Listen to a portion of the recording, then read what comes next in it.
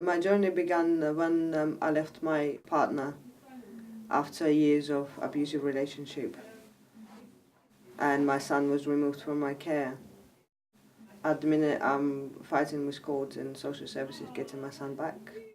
I'm just thinking that I'm going to get him back one day, but it's been difficult. Just kind of have to stay strong for him, and I have to, stay positive because I know I can do it. I put my son through things that he shouldn't have seen, but it will be time in my life that I have to explain to him and tell him what was going on. You don't know how strong you are until it's the only thing you have to do. I'd like to tell you a little bit about my journey. I was a child and I have seen a war in 1974 in Cyprus. Just imagining a child, 8 years old, facing up with the death, facing up with what is death. The child doesn't understand why is the war. It affects you all your life. You see, I am very proud of myself being a British, very proud. I feel so lucky living in England as well. I have been very disappointed with England when they decided to go war in Iraq. The home is a place where you feel safe and where your family is and your neighbours and everything else, but when it's a war, it's not like that. When it's a war, you don't know where to go, you don't know where to be safe. It hurts. It hurts so much, and it's not okay. It's very hard to express feelings about war. Only people knows when they're facing up with the war. Most probably that's why the war is still going on.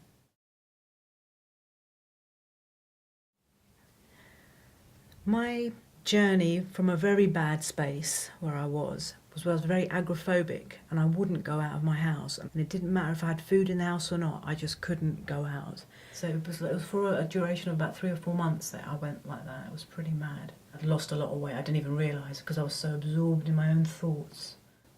Just come out of a 10-year relationship, things at work were changing, our jobs were in jeopardy. So a lot of life crisis just impacted on me, and I just fell apart. But I'm not broken, I'm still here.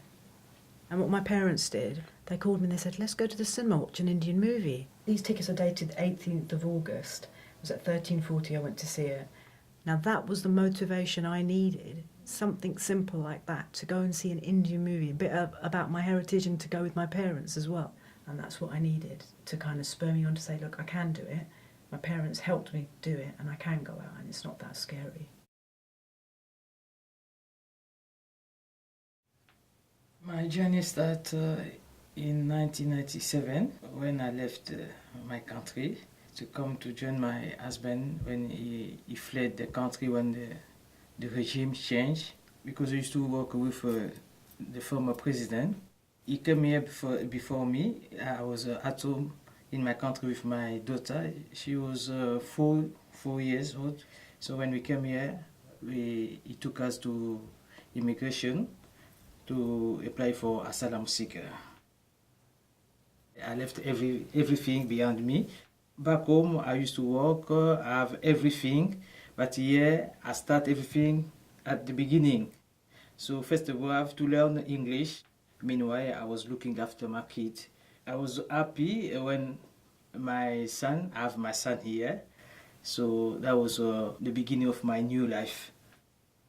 And when I got my British passport, so I said, now I can do something. I have a right now to do everything in this country as I used to do in my country.